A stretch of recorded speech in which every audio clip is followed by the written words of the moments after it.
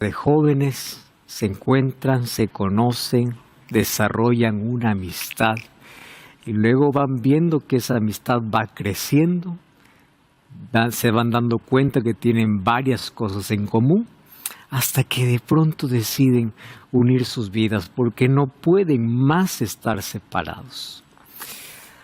Ellos van a trabajar por un objetivo, por un fin, porque al final quieren tener un hogar. Muy bien, todo comienza con el conocimiento. Probablemente comenzó con hola, ¿cómo estás? ¿Cuál es tu número de teléfono? Y comenzó allí las pláticas largas y largas para poder conocerse. En la medida que uno va conociendo a la otra persona y sabe que esa persona realmente encaja con su vida, entonces va a tomar la decisión de una manera muy fácil de poder unir su vida porque coinciden en propósito, en destino, en fe y en tantas otras cosas en común. En la vida cristiana sucede lo mismo. Todo comienza con un acercamiento a Dios. Yo conozco quién es Él, sé quién es Él, y en la medida que voy estudiando su palabra, voy conociendo su carácter, su amor, y llega un momento en que todo ser humano tiene que decir, ya no puedo vivir más sin ti. Yo necesito que mi vida esté en ti. Así como los jóvenes planean el matrimonio, los creyentes planean el bautismo, porque el bautismo es la demostración pública de un amor que nació en el corazón y que públicamente quieren decir, a partir de ahora vamos a caminar juntos. Por eso es que el bautismo se convierte en una de las más fascinantes experiencias en la vida cristiana. Y hoy veremos que no es posible que alguien estudie la Biblia y se quede en la indiferencia, a pesar de que hay muchos así. Qué bueno es continuar con el proceso.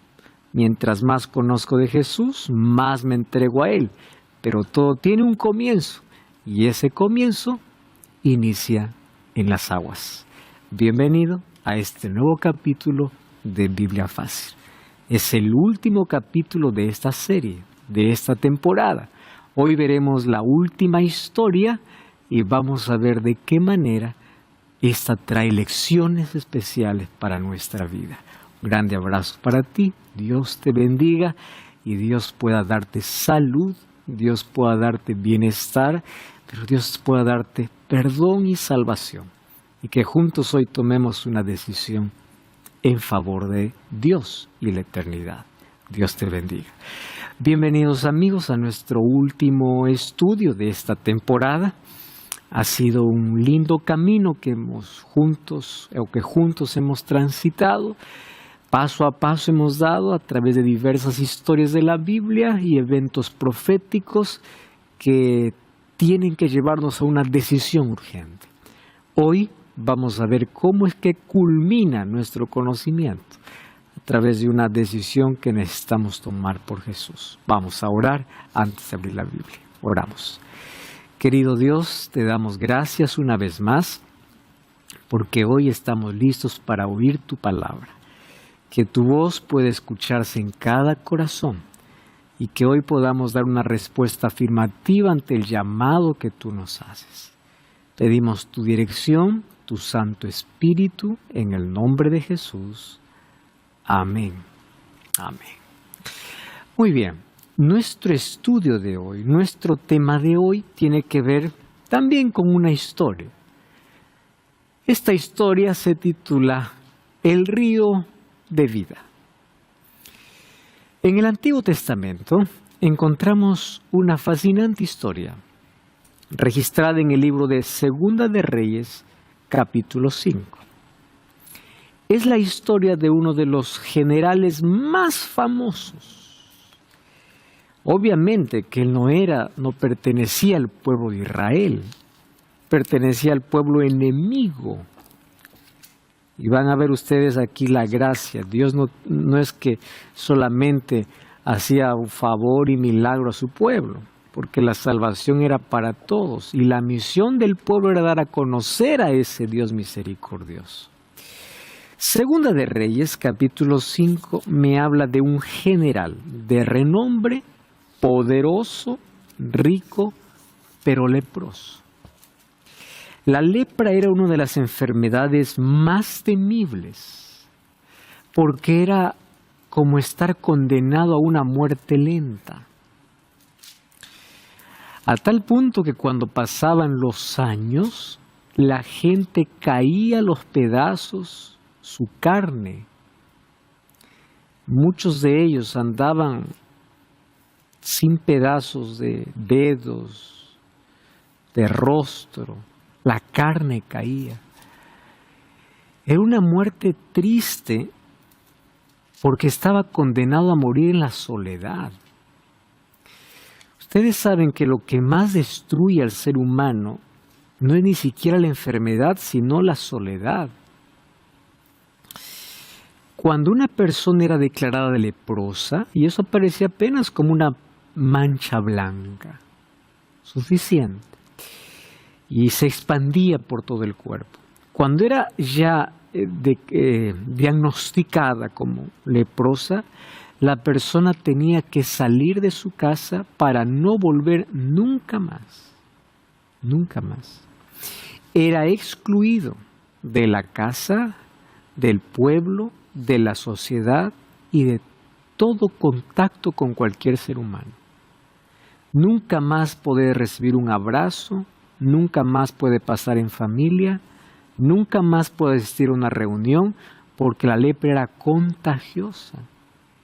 Cuando los leprosos andaban por los caminos y sentían o sabían que alguien puede estar cerca, ellos gritaban, inmundo, inmundo, para que se desvíen de la ruta.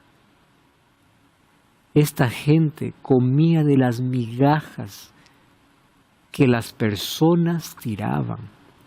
Los veías en los basurales. Se juntaban entre leprosos para lamentar su desgracia y entre ellos se enterraban uno a uno. Terrible. Ahora imagínense una persona con una posición elevada, riqueza, fama, poder y leprosa. El dinero no resuelve todo. Poder no resuelve todo. Cuando llegó la pandemia COVID-19, los más ricos y los más poderosos estaban exactamente en el mismo lugar donde estaba el más pobre, escondido, aislado. Porque a veces nosotros creemos que la vida es suficiente tener dinero, fama y poder. Pero lo que necesitamos en la vida en sí es lo que el dinero no puede comprar. Esperanza, perdón, salvación, paz, fortaleza. Aquello que el dinero no puede comprar. Este general imagina todos los días al ver cómo la lepra iba avanzando en su cuerpo. Y finalmente tenía que abandonar todo su hogar y de abandonar su cargo y de acabar literalmente con su vida. Llegó la esperanza para él. Resulta que su pueblo había llevado como cautivos a algunos israelitas, entre ellas una niña, para ser sirviente de Naamán, para servir en los quehaceres del hogar. Y a mí me impresiona mucho y me emociona saber cómo los niños pueden ser instrumentos de Dios cuando son educados y crecen en un hogar cristiano. Quiero hablarte para ti que eres papá. Tú sueñas dando lo mejor para tus hijos, trabajas para ellos y tú dices, yo lo amo tanto y quiero dar lo mejor. Te digo una cosa, si tú quieres dar lo mejor para tus hijos, tú no necesitas una gran herencia dejar, tú necesitas dejar un gran legado. La herencia se acaba, el dinero se puede conseguir, pero el legado es lo que marca. La herencia es lo que das a tus hijos. Legado es lo que dejas en tus hijos, en el carácter, el tiempo que dedicas para ello. Y muéstrales a Cristo. Eso los va a sostener en los momentos más difíciles de la vida. Esta niña estaba lejos de su casa, fue llevada cautiva, mas ella tenía fe en Dios. ¿Dónde lo aprendió? Sus padres lo educaron, sus padres le enseñaron. La mejor herencia o el mejor legado que un padre puede dejar para su hijo es la fe. Es la fe. Y esa fe pudo cambiar la historia del hombre más poderoso de ese tiempo. Según de Reyes capítulo 5, Naamán, general del ejército del rey de Siria, varón grande delante de su señor, lo tenía en alta estima, porque por medio de él había dado Jehová salvación a Siria. Este hombre era valeroso en extremo, pero leproso. ¿Qué dice la niña? En mi pueblo hay un profeta de Dios. Si Naamán se fuera hasta mi tierra, de donde me trajo cautiva, va a conocer el poder de mi Dios. Ustedes saben, esta historia a mí me emociona. Porque esta niña, en lugar de discutir por qué Dios no hizo nada para evitar que yo salga de mi tierra, ahora desde tierras extranjeras dice: yo tengo un Dios poderoso. Esta niña descubre el propósito, que nada es por casualidad. Aún en las pequeñas o grandes desgracias de la vida hay una misión que cumplir. Y su misión ella lo cumple fuera de su tierra, como cautiva.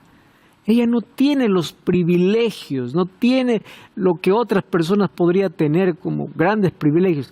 Ella está en todas las desventajas, pero allí testifica. Porque la fe no está unida a las circunstancias, está aislada de las circunstancias. Yo soy fiel a Dios, mi fe se mantiene intacta con Dios a pesar de las circunstancias. ¿Qué cosa hace Naamán? Pues Naamán lo primero que hace es comunicarle al rey. El rey le manda con un grupo de soldados y Naamán se va. Emprende su camino. Allá va para Jerusalén, para la casa del profeta. Solo que en su cabeza Naamán tiene un esquema, tiene un programa, tiene un guión. Y él piensa así: yo soy general, hombre respetado, valeroso. Yo voy de parte del rey. Entonces, cuando yo llego a la casa del profeta, yo imagino cómo va a ser. El profeta va a salir, se va a sorprender. Y al ver los regalos, los va a recibir. Entonces el profeta me va a decir qué cosa es lo que quiere. He venido por un milagro. Y el profeta va a levantar la mano, va a orar y yo voy a ser curado. Cuando llegó a la casa del profeta, ni siquiera salió el profeta. El profeta mandó a su criado y le dice: dile a Naamán que vaya al Jordán y se meta 7 veces. Y a la 7ª vez se ha curado. Eso ofendió, hirió al hombre valeroso. ¿Cómo es posible que ni siquiera sale el profeta? Me manda a su criado y me manda a bañarme. ¿Acaso yo no tengo en mi tierra mejores ríos? ¿A dónde me manda? Al Jordán. El Jordán era uno de los ríos más sucios. Allá habían otros ríos en Siria más limpios. Pero no es lo que yo quiero, es lo que Dios pide. Así que Naamán está muy enfadado. Toma nuevamente todo. Vuelve con aquellos que lo acompañan. Y él está dispuesto a volver a casa, solo que para volver a casa tiene que pasar cerca del Jordán. Y allí, aquellos que le acompañan le dicen: ¿qué pierdes? Ya viniste hasta aquí. ¿Por qué no intentas? ¿Qué vas a perder? Zambúllete 7 veces, entra 7 veces. Si no pasa nada, pues tranquilo, seguimos el camino. Tanta insistencia, entró. Primera vez, nada. Segunda, nada. Tercera, cuarta, quinta, sexta. Cuando está a punto de desistir, falta una sola. Entró la séptima vez. Y cuando salió de la séptima vez, dice la historia bíblica que su carne era como de un bebé, como de un niño. La lepra había desaparecido. Pero para que acontezcan los milagros tiene que haber, ¿qué cosa? Fe, obediencia. No es a la quinta, es a la séptima. No es en el río que yo quiero, es donde Dios quiere. Es la forma como Dios quiere, no como yo quiero.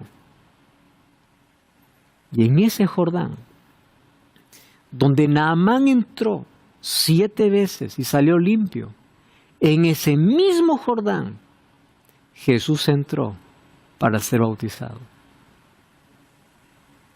A veces tenemos una expectativa de que el Jordán es un río enorme, limpio. Saben que yo estuve en el Jordán hace algunos años atrás, fui para grabar un proyecto de Nuevo Tiempo sobre el santuario. Visitamos varios lugares bíblicos. Y el Jordán no es como lo imaginamos. No es. Parte angosta, obviamente que orilla del Jordán todo es verde, es bonito, por parte sucio. Pero allí Jesús se bautizó, porque no era el lugar ni el río, era el símbolo que representaba el bautismo. Así como Naamán tuvo que entrar para limpiarse de su lepra, Dios nos ha dejado el bautismo como un símbolo de limpieza. Símbolo. ¿Qué cosa? ¿Acaso las aguas tenían poder para limpiar? No tenían poder, pero era un acto de fe, de obediencia. Cuando uno se bautiza, las aguas no tienen ningún poder, no tienen magia, pero es un acto de fe, de obediencia. Imagínate, Naamán, 7 veces, 7 veces. Ahora, Juan el Bautista dice, el bautismo va a ser un símbolo de limpieza. Y con él comienzan los bautismos de arrepentimiento. Las personas venían, entraban. No es que cuando sales del agua todo ha cambiado, pero lo que ha cambiado es dentro de tu corazón. Tu entrega ha sido pública, tu vida le pertenece a Dios, estás demostrando fe. Es una demostración de fe. Vamos a entender un poquito más lo que es el bautismo. Hechos 22:16 dice así, ahora pues, ¿por qué te detienes? Levántate y bautízate y lava tus pecados. Así como Naamán tenía que lavar su cuerpo de su lepra, el bautismo es el símbolo de lavar nuestros pecados. Cuando uno entra al tanque bautismal, literalmente está entrando a una tumba líquida, donde muere al pasado y al momento de salir, resucita para una vida nueva. Nuestro pasado ha sido enterrado, y así como Naamán salió como piel de bebé, aquel que sale del bautismo sale como nueva criatura. No tiene más un pasado que le pueda avergonzar, porque Dios ha perdonado todo su pasado, todos sus pecados. ¿Por qué te detienes? Levántate y bautízate y lava tus pecados invocando su nombre. ¿Cómo es el bautismo?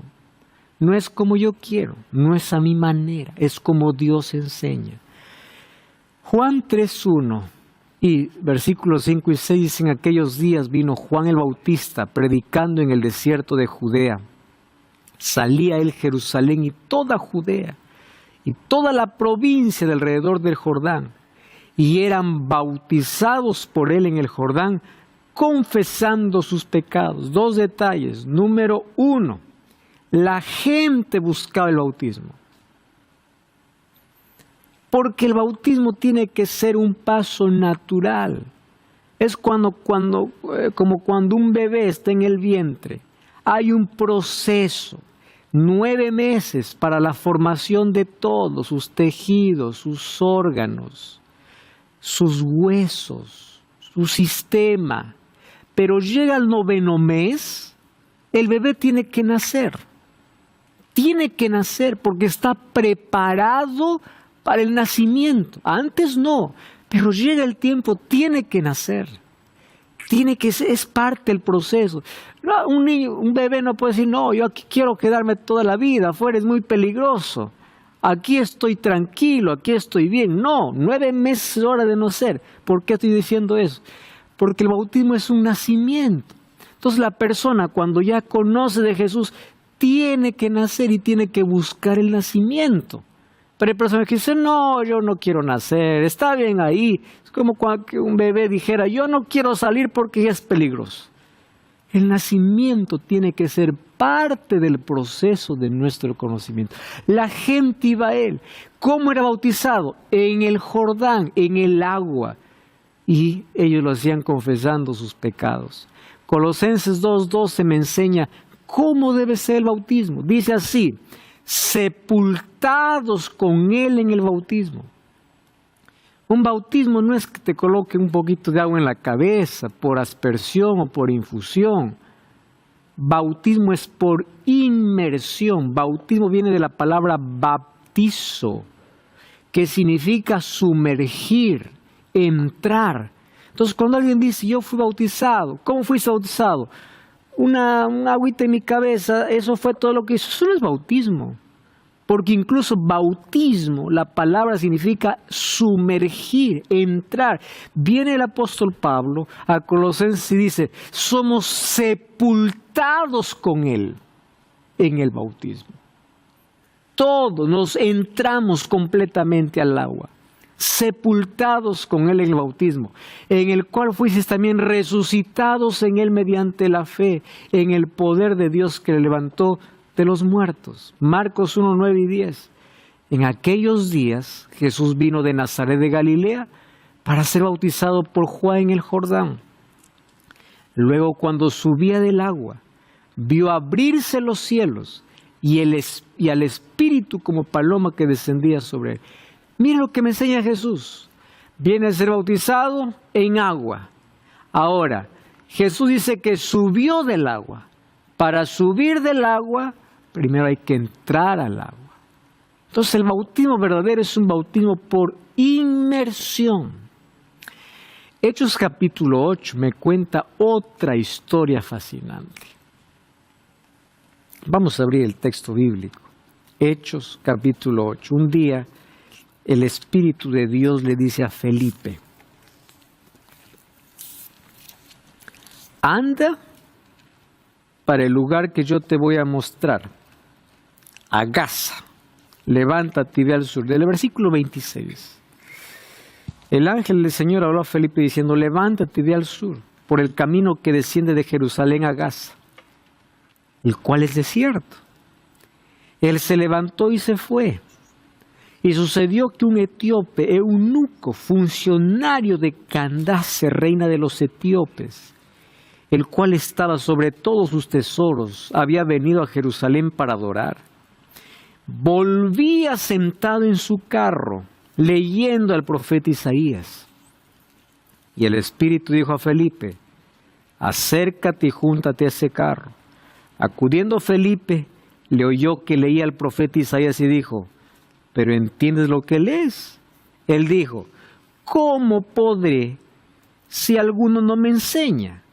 Y rogó a Felipe que subiese y se sentara con él. El pasaje de la Escritura que leí era este, como oveja de la muerte fue llevado, como cordero mudo delante del que lo trasquila, así no abrió su boca. En su humillación no se le hizo justicia, mas su generación, ¿quién lo contará? Porque fue quitado de la tierra su vida. Respondiendo el eunuco dijo a Felipe, te ruego que me digas de quién dice el profeta, de sí mismo o de algún otro. Entonces Felipe, abriendo su boca y comenzando desde esta escritura, le anunció el evangelio de Jesús. Y yendo por el camino, llegaron a cierta agua, y dijo el eunuco, aquí hay agua. ¿Qué impide que yo sea bautizado? Y Felipe le dijo, si crees de todo corazón, puedes. Y respondiendo dijo: yo creo que Jesucristo es el Hijo de Dios. Mandó parar el carro, descendieron al agua, Felipe y el eunuco, y le bautizó. Cuando subieron del agua, el Espíritu del Señor arrebató a Felipe, y el eunuco no lo vio más, pero siguió gozoso su camino. ¿Qué detalle en esta historia sobre el proceso y un bautismo verdadero? Número 1, hay necesidad de este etíope. Había viajado hasta Jerusalén para adorar. Había estado en el templo. Pero él, en ese largo camino, dijo: aproveché el tiempo para leer las Escrituras. Y el Espíritu Santo sabe que aquel que busca la verdad no queda en oscuridad. Dios llama a Felipe: anda para allá. Se acerca a Felipe: ¿entiende lo que lees? No lo entiendo, explícame. Otra vez. Comienza con la necesidad, luego ¿a dónde tiene que llevarnos? A la Biblia. Porque antes de ser bautizado hay que ser enseñado. Vamos, ¿qué dice la Biblia?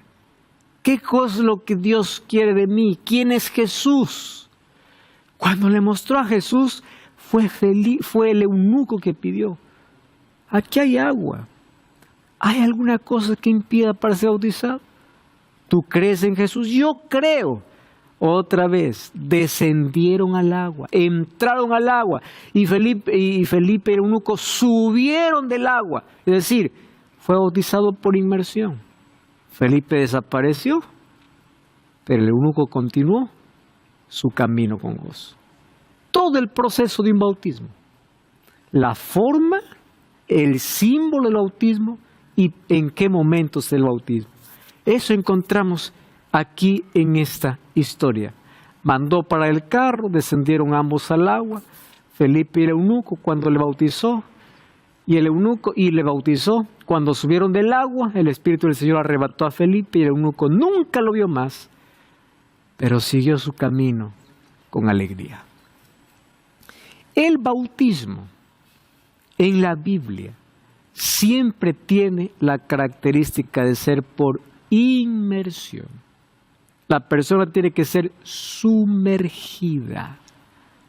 No hay otra manera. Ahora, ustedes ven en esta imagen, este es un templo que se hizo como un memorial para Juan, el discípulo de Jesús. Ahora obviamente solamente quedan ruinas. Esto está en Éfeso, en Turquía. De estas ruinas que quedan de ese templo que se levantó como memorial para Juan, miren lo que encontramos. Dentro del templo, un bautisterio. ¿Saben qué siglo es este? Siglo VI. 6 siglos después de que Jesús fue al cielo, el bautismo continuaba siendo por inmersión. En Italia existe la Torre Pisa por ser famosa por la inclinación que tiene. Parece que se va a caer, mas está sostenida. Un lugar turístico, miles de personas van ahí. Frente hay un templo, o al lado hay un templo. Allí esa forma redonda que tiene, pero en esa forma redonda que encontramos dentro, un bautisterio, siglo XIV. La gente continuaba siendo bautizada por inmersión. En 1311 después de Cristo, recién el concilio de Ravenna fue introducido el bautismo por aspersión, otra forma extraña de bautizar, que la Biblia no aprueba. Ahora fíjense, la Biblia y en la historia vemos que después de la resurrección de Jesús, el bautismo continuaba siendo por inmersión. ¿Mas por qué? Porque es el símbolo de nuestra entrega, de nuestra muerte al pecado, para resucitar una nueva vida en Cristo Jesús. Cuando se pierde el símbolo, se pierde el significado. Entonces necesitamos ver que el bautismo aprobado por la Biblia tiene características específicas.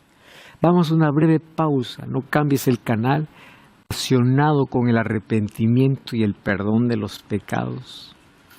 En la revista Esperanza, yo creo, vas a encontrar lo que la Biblia dice al respecto del perdón de pecados y sobre el bautismo. Además, la explicación de por qué Jesús se bautizó, siendo que nunca pecó en esta tierra.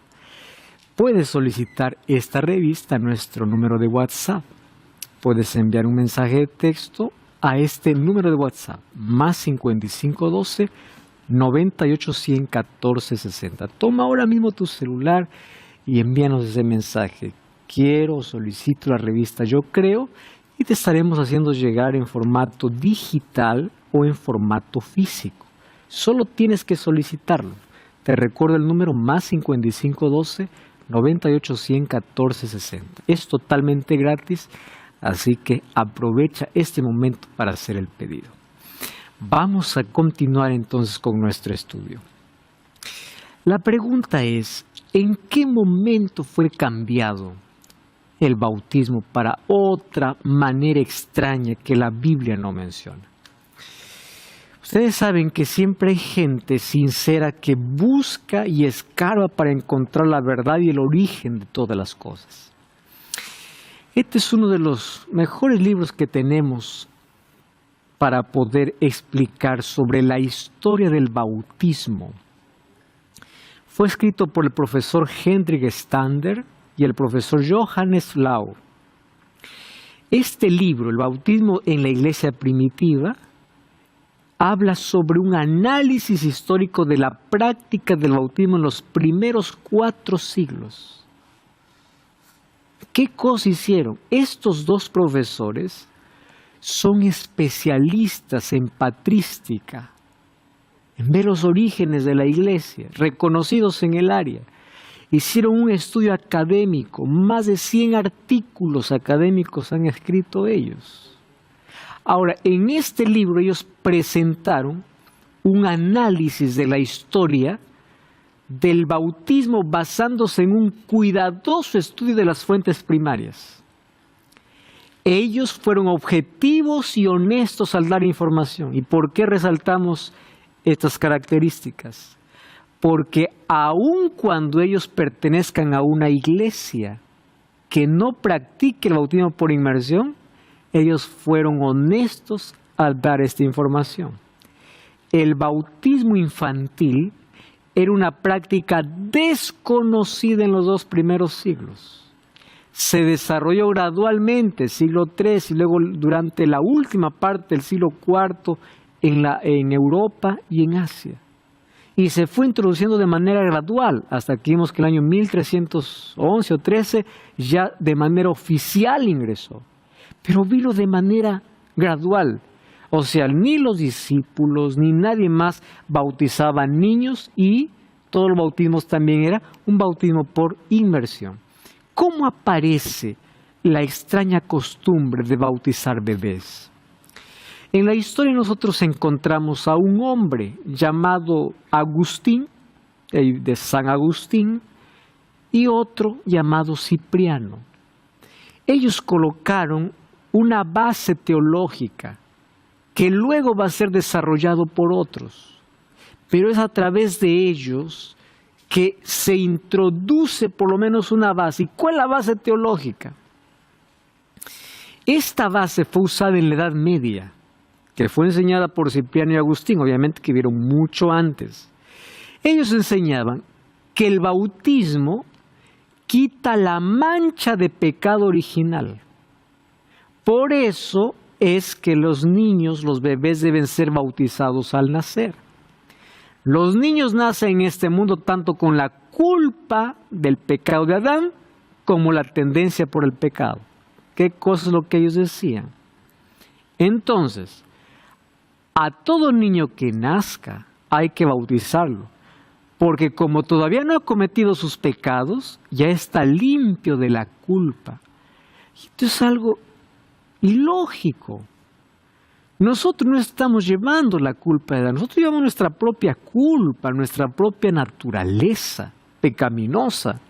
Ahora, fíjense aquí, el pecado más fácil de ser perdonado, porque el pecado no es del bebé, sino de Adán.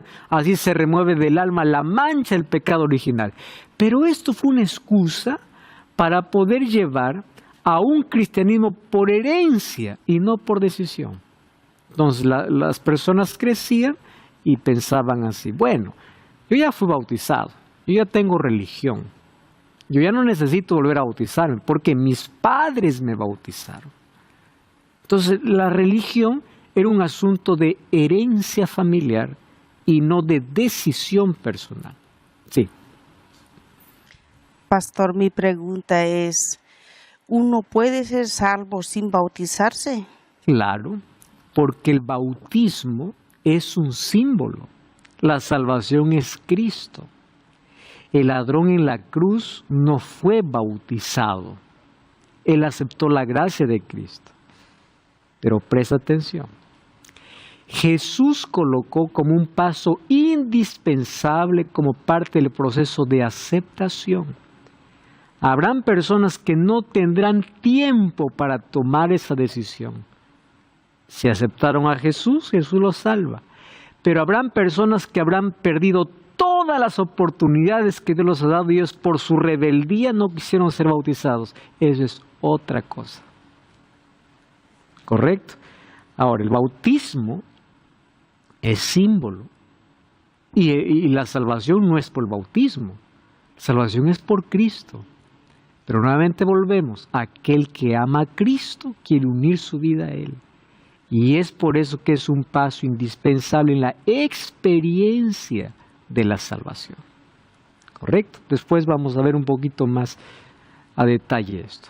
Bueno, en el Catecismo de la Iglesia Católica, página 321 a 322, dice así: por el bautismo todos los pecados son perdonados. Hasta ahí correcto. Pero a partir de aquí viene el problema. El pecado original y los pecados personales, o sea, el pecado de Adán y el pecado mío. No existe nada que impide entrar en el reino de Dios. Ni el pecado de Adán, ni el pecado personal, ni las secuelas del pecado. O sea, ¿qué está diciendo esto? Te bautizas y ya estás salvo. Como que el bautismo fuera el camino automático. Esto es un error. El bautismo no es el fin, es el comienzo. El bautismo es parte del proceso. Y el bautismo no es un camino automático. Ya me bauticé, ya estoy salvo. No, lo que me salva es mi relación con Dios. Pero en mi relación con Dios, yo tengo un inicio. Y ese inicio es marcado a través del bautismo. Hay gente que tiene miedo a bautizarse, porque piensa, después del bautismo, pastor, ya no voy a pecar. No. ¿Quién dijo eso? El bautismo no es lo que yo prometo a Dios. El bautismo es que yo acepto las promesas de Dios en mi vida. Él me promete que aunque yo falle, Él me va a perdonar. Pero yo lo único que digo es, yo quiero que mi vida esté en ti. Eso es todo, es un símbolo de entrega. ¿Correcto? Entonces, no es un camino automático. ¿Qué pasó? Durante la Edad Media, el bautismo no era más un compromiso de fe. Miren a qué punto llegó. El bautismo de la iglesia era como el certificado de nacimiento del Estado. Quien rechazaba el bautismo infantil enfrentaba la intolerancia religiosa y política. O sea, eran obligados. Por eso que hoy se sigue hasta por tradición, ¿no? Ya no por obligación. Pero en la Edad Media eran obligados. ¿Eso qué significaba? Nadie tiene más la capacidad de decidir. Ustedes no han escuchado ahora, cuidadito con que te vuelvas a bautizar porque cometes un gran pecado contra Dios. ¿Saben qué cosa es pecado contra Dios? Ir en contra de nuestra conciencia cuando Dios nos dice que estamos en el camino correcto. Pecado contra Dios es ser rebelde al llamado y la invitación de Dios cuando Él me llama para salir de un lugar equivocado. Pecado es que mis padres hayan decidido por mí, quitándome a mí la libertad de yo decidir. El bautismo no es la decisión que otro toma por mí, es la decisión que yo tomo usando mi libertad. Porque al cielo no llegamos porque los padres deciden, al cielo llegamos porque cada uno decide, de manera personal. Ahora, ¿qué sucede? Resulta que las personas que eran bautizadas crecían y sentían que la culpa continuaba. que no era suficiente, que no estaban salvos. Entonces la Iglesia Católica inventa otro sistema. ¿Qué cosa es lo que inventa? Miren, como no daba la seguridad que con el bautismo el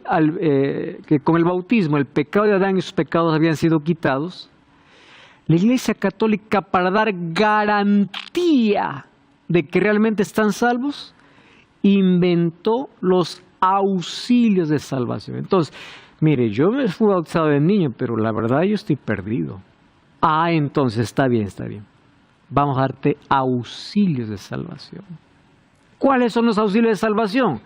Penitencias, peregrinaciones, intercesión de los santos, asistencias a María, misas, indulgencias, con el objetivo de complementar la purificación de las almas iniciadas en el bautismo. Esto es totalmente antibíblico. Totalmente. ¿Qué cosa es el bautismo? El bautismo es una experiencia consciente de arrepentimiento y aceptación por la fe de la salvación de Jesús. Consciente. Por eso que un bebé no puede ser bautizado. No sabe lo que está pasando. No somos salvos por las aguas del bautismo, sino por la fe en Cristo. Pero el bautismo se convierte en un símbolo de compromiso y entrega. El texto ya hemos leído, Romanos 6, 3 y 4. ¿No sabéis que los que habéis sido sepultados con Dios en su muerte también resucitan con Él para vida? El bautismo, ¿qué cosa es? El símbolo de la muerte y resurrección de Jesús. Tiene un significado precioso. Símbolo de entrega, de una nueva vida, de que ahora Jesús vive en mí. ¿Qué cosa es lo que Jesús mandó? Marcos 16, 15 y 16. Él les dijo: id por todo el mundo, predicad el evangelio a toda criatura. Miren, la misión es predicar.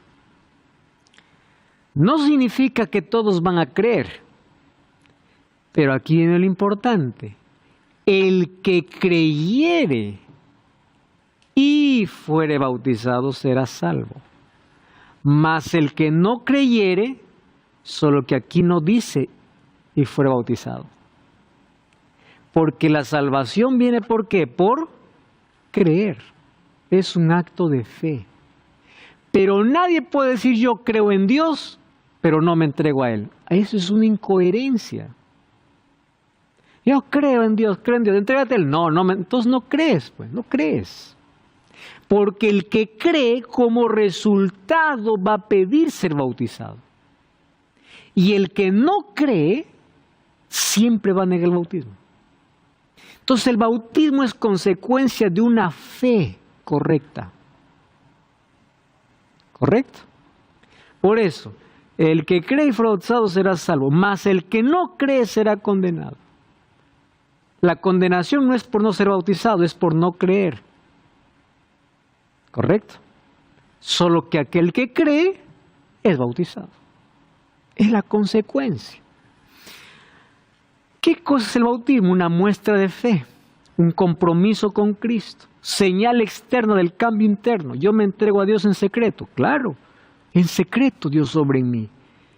Pero nadie puede tener un amor escondido. Amores escondidos no son aprobados por Dios.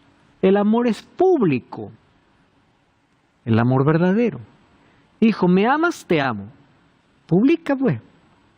Eso no sucede con una pareja enamorados. Cuando una pareja se enamora, quiere que todo el mundo sepa que están enamorados. Muy bien. ¿Tú me amas? Entonces, demuéstralo públicamente que me amas.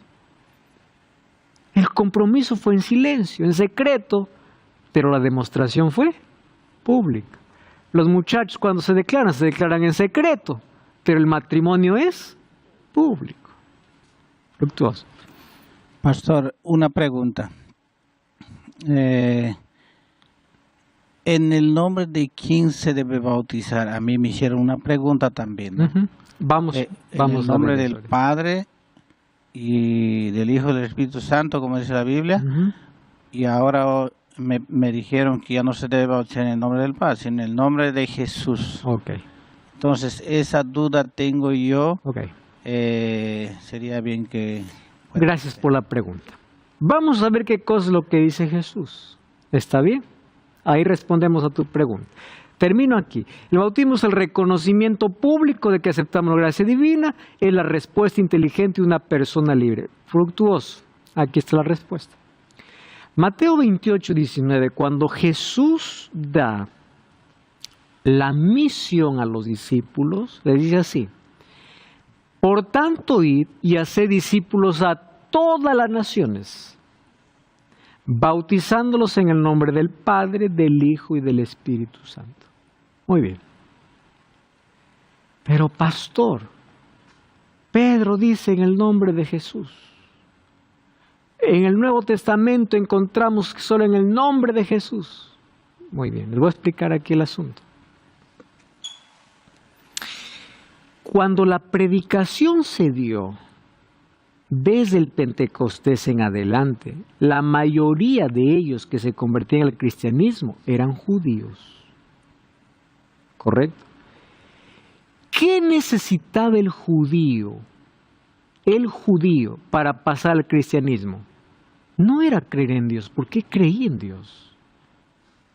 La imagen de Dios, el Padre, estaba presente.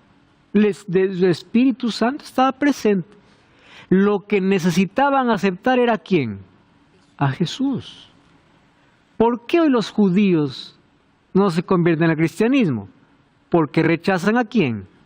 A Jesús. Porque si un judío acepta a Jesús, ya es cristiano. Correcto, ya es cristiano. Entonces, el bautismo para todos es en nombre del Padre, del Hijo y del Espíritu Santo. Más así un énfasis tanto los apóstoles en el nombre de Jesús, porque era la aceptación a Jesús que ellos tanto rechazaban. Entonces el bautismo era la confesión pública. Ya creen en el Padre, ya creen en el Espíritu Santo. Ahora solo les falta creer ¿en quién? En Jesús. Pero el bautismo, la fórmula bautismal para bautizar es en el nombre del Padre, del Hijo y del Espíritu Santo. Pero hay personas que quieren negar, obviamente, diciendo solamente existe uno, nada más. Muy bien, en el bautismo de Jesús, ¿qué cosa es lo que encontramos? Miren, encontramos las tres personas. ¿Quién estaba siendo bautizado? Jesús. Una voz se escuchó del cielo. ¿Quién era? El Padre. Y el Espíritu Santo vino en forma de una paloma. Les pregunto, ¿eran uno solo o eran diferentes? Eran diferentes. Jesús estaba en el agua. El Espíritu Santo estaba en forma de paloma. Y la voz era del Padre. ¿Correcto? Cuando Jesús presenta al Espíritu Santo, dice, les presento otro consolador. No soy yo que va a venir, va a ser otro. Es diferente. Que el Padre es diferente, enviará. Solo que existe hoy una tendencia antitrinitaria. Y aquí ese término obviamente muchas personas les hace mucho ruido. Pero la Biblia habla de un Dios en tres personas. Y si quieres conocer más sobre esto, visita la temporada anterior, porque allí hemos hablado sobre justamente cómo es que Dios, siendo uno, son tres personas. ¿Correcto? Muy bien, pero Jesús nos mandó bautizar ¿en qué? En nombre del Padre, del Hijo y del Espíritu Santo. Muy bien. ¿Cuáles son las características para que una persona sea bautizada? Número uno, tiene que comprender las enseñanzas de Jesús. Por tanto, id y así discípulos. Luego va a decir, enseñándoles que guarden todas las cosas. Un bebé puede ser enseñado, todavía no tiene la comprensión para ser enseñado. Va a entender después. Entonces no puede ser bautizado. Alguien que tiene que ser enseñado. Número dos, tiene que creer en las enseñanzas de Cristo. O sea, tiene que ejercer fe, voluntad. Número tres, tiene que haber arrepentimiento de sus pecados. Hechos 2:38, cuando en el Pentecostés se acercaron a Pedro y dijeron, ¿qué vamos a hacer? Pedro le dice, arrepentíos y bautices Antes del bautismo, ¿qué cosa hay? Arrepentimiento. ¿Qué cosa hay? Enseñanza. ¿Qué cosa hay? Fe. Muy bien. Creer de todo corazón, según Hechos 8:37. Aceptar a Jesús como Salvador y anhelar el nuevo nacimiento. ¿Por qué razón? Porque Jesús dijo así: de cierto te digo, el que no naciere de agua y del Espíritu, no puede entrar en el reino de Dios. O sea, el nacimiento es necesario en nuestra experiencia. ¿Cómo comienza el nacimiento? El Espíritu Santo, tocando el corazón, mostrándonos la verdad. Y luego la demostración pública a través del bautismo. ¿Y saben qué cosa es lo lindo? Cuando Jesús fue bautizado en el Jordán, vino una voz de los cielos que decía: tú eres mi Hijo amado, yo tengo placer en ti. Cuando uno es bautizado, se une a formar parte de la iglesia y la iglesia llega a ser la familia. Y pasamos a ser hijos de Dios. Juan 1:11 y 12 dice: y a todos los que le recibieron, los que creen en su nombre, les dio potestad de ser hechos hijos de Dios. A veces decimos de manera bonita, todos somos hijos de Dios. No. Todos somos criaturas creadas por Dios. Pero ser hijo de Dios es un acto de fe. Y para ser hijo de Dios, yo necesito creer. Correcto, creer. 1 Juan 3:1. Mirad cuál amor nos ha dado el Padre, para que seamos llamados hijos de Dios, porque el pecado nos hizo enemigos de Dios. Pero el arrepentimiento y la gracia de Cristo nos hace hijos. ¿Qué tiene un hijo? Herencia. ¿Cuál es nuestra herencia? La vida eterna. Dios tiene placer en ti. Y cuando tú te entregas a Él, después que conoces todas las Escrituras, Él tiene placer. Este es mi hijo. Que Él esté evidenciando públicamente que me ama, es parte de mi familia. ¿Tú crees que es casualidad que acompañes esta serie de programas? Tú conoces de Jesús.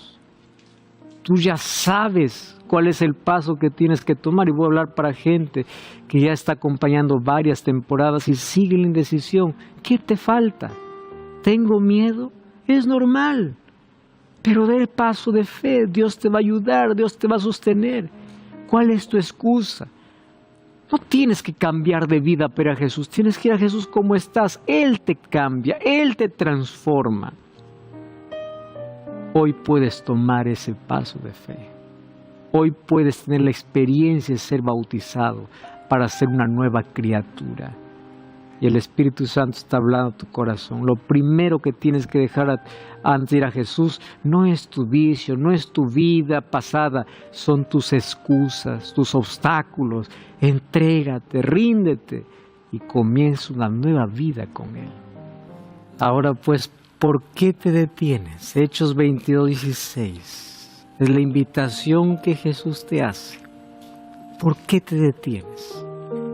Levántate, bautízate y lava tus pecados invocando tu nombre.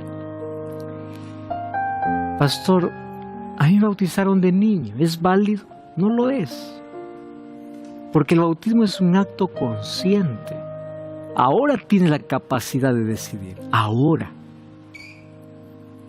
Pastor, yo estoy pecando si me vuelvo a bautizar. Si tú rompiste tu compromiso con Dios, vuelve. Renueva tu pacto con Él.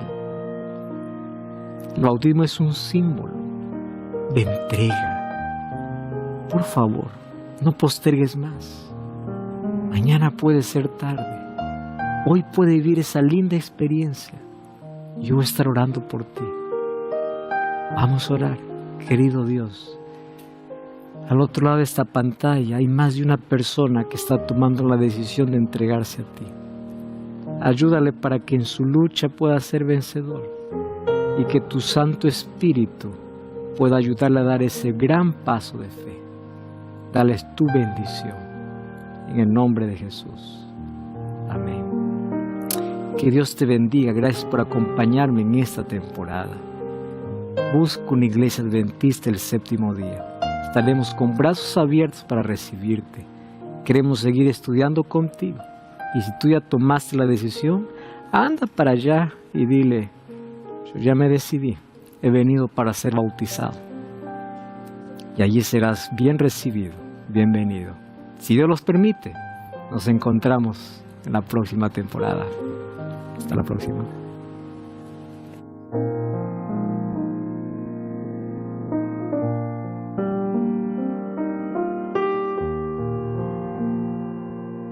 Me siento bien, renovada, fortalecida, me voy muy contenta. Esto sirvió para sumar en mis conocimientos.